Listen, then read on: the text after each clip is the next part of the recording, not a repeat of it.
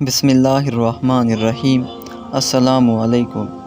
جب انسان اپنی تنخواہ لیتا ہے، معاوضہ لیتا ہے، مزدوری لیتا ہے یا کاروبار میں کوئی نفع کماتا ہے، کوئی بھی آمدن اس کے ہاتھ میں آتی ہے، چاہے وہ سونا چاندی کی یا پیسوں کی شکل میں ہے یا مال ہے اس کا، تو اس پر یہ آیت کریمہ قرآن حکیم کی 3 مرتبہ پھونک دیں، اللہ تعالیٰ اس میں برکت کا نزول کر دیتا ہے۔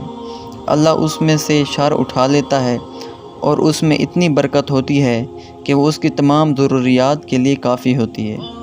وہ آیت کریمہ قرآن حکیم کی ہے، وَكَفَى بِاللَّهِ وَكِيلًا وَكَفَى بِاللَّهِ وَكِيلًا وَكَفَى بِاللَّهِ وَكِيلًا۔